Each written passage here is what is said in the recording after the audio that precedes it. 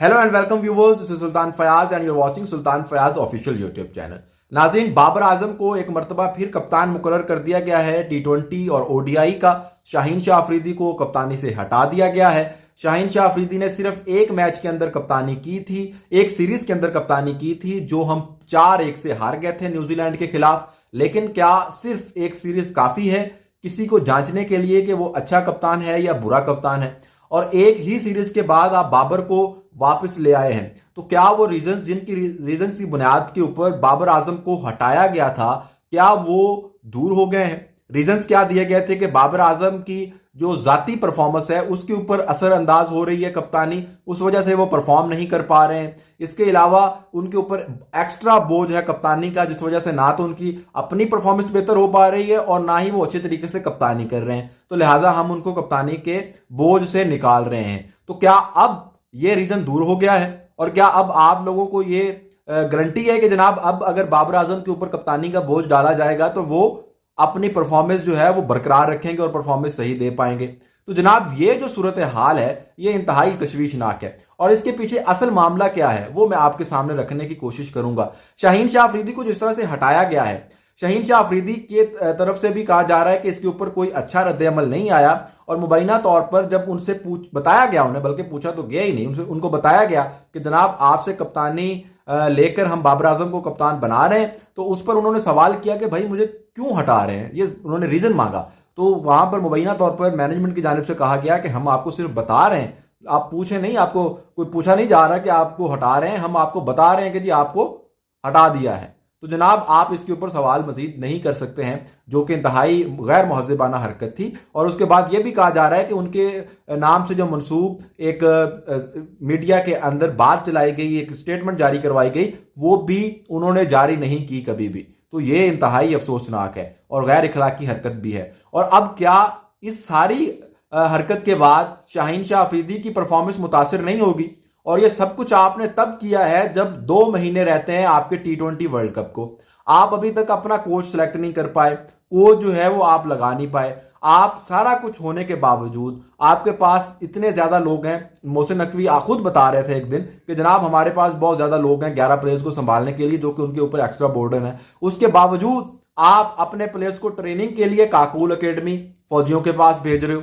इस बात की भी समझ नहीं आई कि एक तरफ पीसीबी के पास अपना स्टाफ है, सारा कुछ है, स्पोर्ट्स का अपना पैरामीटर्स होते हैं, फौजियों के अपना पैरामीटर्स होते हैं, आपने उनको वहां पर ट्रेनिंग के लिए भेज दिया है। और जो आपने फिर इतना बड़ा बोर्ड रखा हुआ है ये क्यों चला रहे हैं यार?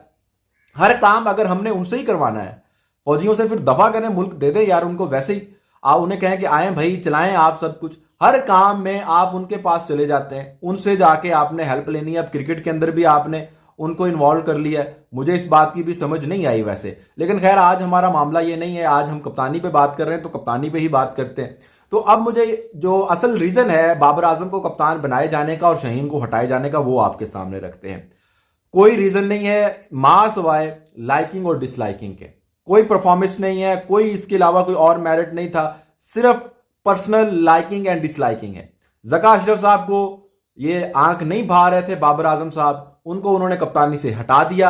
अब जका अशरफ साहब खुद लोगों को, जिन्होंने उनको चेयरमैन लगाया था, वो उनको नजर भाए नहीं, तो उन्होंने भी जो है जका अशरफ साहब को ही उड़ा दिया। तो अब मोहसिन नकवी आ गया। मोहसिन नकवी साहब आजकल आपको मालूम है छाए हुए हैं और वो आंखों के तारे हैं।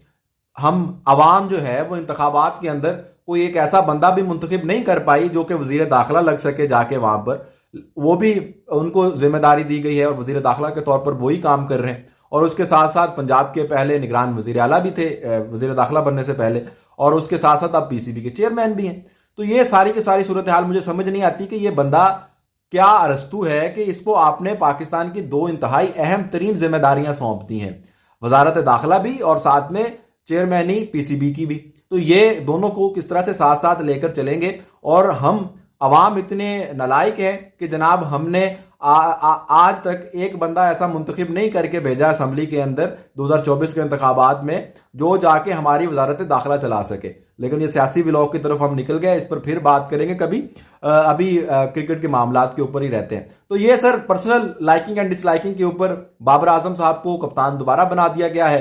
अब मेरा सवाल ये है कि कल को अगर सिलेक्शन कमेटी चेंज होती है और जाके जो हमारे चेयरमैन साहब हैं ये भी छोड़ देते हैं। अगर कहा जाता है जी कि आपके पास बहुत ज़्यादा एक्स्ट्रा बर्डन है, आप वजारत दाखिला भी देख रहे हैं और चेयरमैन पीसीबी है, या किसी और बंदे को एंटरटेन करना होता है, ये भी सूरत हाल हो सकती है ना कि किसी और बंदे को आपने एंटरटेन करना है और कहीं जगह नहीं बन रही तो उसे आपने पीसीबी का चेयरमैन लगाना है। तो जनाब आपने अगर उसको पीसीबी का चेयरमैन लगा दिया, वो आके कह जी कि मुझे तो रिजवान बड़ा पसंद है और रिजवान को कप्तान बनाना है, उसके साथ जो सिलेक्शन कमेटी है वो भी कह जी जी बिल्कुल सर आप ठीक कह रहे, रिजवान को ही कप्तान होना चाहिए, तो फिर क्या आप रिजवान को कप्तान बना देंगे? और कब तक ये म्यूजिकल चेयर जो चलती रहेगी? और बाबर आजम ने भी कप्तानी जो है वो कबूल कर ली है। मुझे उनकी भी समझ नहीं आई कि जिस तरह से उनको कप्तानी से हटाया गया था, मेरा नहीं ख्याल कि उनको दोबारा से कप्तान बनना चाहिए था, लेकिन खैर ये उनका पर्सनल मामला है, उनका मैटर है, उन्होंने सोच समझ के फैसला किया होगा और कप्तानी ली है उन्होंने वापस। तो जनाब ये सूरत हाल इंतहाई अफसोसनाक है और किस तरह हमारी क्रिकेट के साथ सियासी खेल खेला जा रहा है। मुझे खौफ आता है कि कहीं ऐसा ना हो कि हमारी जो क्रिकेट है वो किसी दिन वहां पर पहुंच जाए जहां पर हमारा हॉकी खेल पहुंच गया, जो कि हमारा कौमी खेल भी है, वो वहां पर पहुंच गया है। तो क्रिकेट भी अगर इसी तरह से चलता रहा और सिर्फ लोगों को एंटरटेन करने के लिए पीसीबी बनाया गया, लोगों को मराद देने के लिए, लोगों को जो है वो क्या कह लें तोहफा देने के लिए, बतौर कि आपने जी बड़ा अच्छा काम किया है, हमने आपको एक टास्क दिया था, आपने बड़ा अच्छा मुकम्मल किया है, तो अब आए आपको पीसीबी चेयरमैन लगाते हैं। अगर इसी तरह से चलना है तो फिर मेरा नहीं ख्याल कि क्रिकेट बेहतर तरीके से चल पाएगी जब तक आपका पीसीबी एक मुकम्मल तौर पर इंडिपेंडेंट इदारा नहीं होता, जिसका अपना सरोकार हो, अपने इंतखाबात हों और उन इंतखाबात के जरिए जो है वो चेयरमैन पीसीबी मुंतखब हो।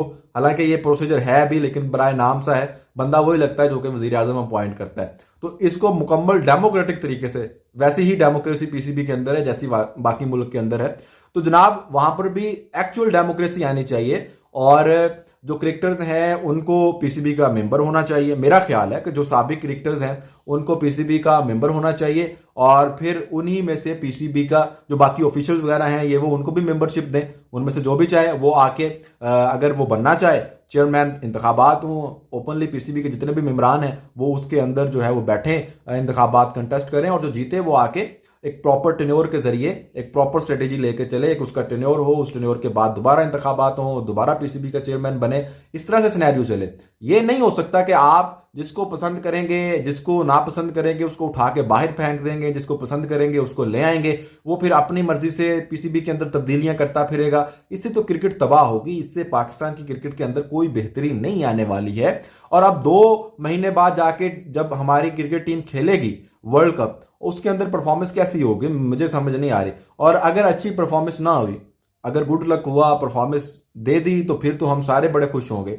और ये फिर मैं आपको बताऊं फिर हमारे ये बॉयज का क्रेडिट होगा कि इस सारी सूरत हाल के अंदर भी उन्होंने किस तरह से परफॉर्म किया है। और अगर वो परफॉर्म करते हैं तो ये उनके लिए बहुत बड़े क्रेडिट की बात होगी कि जी इस किस्म की सिचुएशन से निकल के, अगर मगर की सूरत हाल से निकल के कि कप्तान कौन होगा, कोच कौन होगा, फलाना कौन होगा, 2 महीने पहले समझ ही नहीं आ रही, और उसके बाद अगर इन्होंने वर्ल्ड कप के अंदर अच्छी परफॉर्मेंस दिखा दी तो फिर ये किसी चेयरमैन का क्रेडिट नहीं है, किसी चेयरमैन कमेटी का कमेटी जो पीसीबी की है उसका क्रेडिट नहीं है, सिलेक्शन कमेटी का कोई इसमें क्रेडिट नहीं है, कोचिंग स्टाफ का कोई क्रेडिट नहीं है, इसमें फिर हमारे बॉयज का क्रेडिट है। और अगर परफॉर्म ना कर पाए तो फिर मुझे लगता है कि इसमें हमारे बॉयज की कोई जो है ना वो कसूर नहीं है, फिर ज्यादा कसूर हमारे इन लोगों का है जिन लोगों ने इस खेल को सियासी खेल बना के ये कप्तानी की जो चेयर है इसको म्यूजिकल चेयर बना के रख दिया है। ये सूरत हाल इंतहाई गंभीर है और हमारे जो मुक्तदिर हल्के हैं उनको सोचना चाहिए कि ये क्या कर रहे हैं वो। Good bye.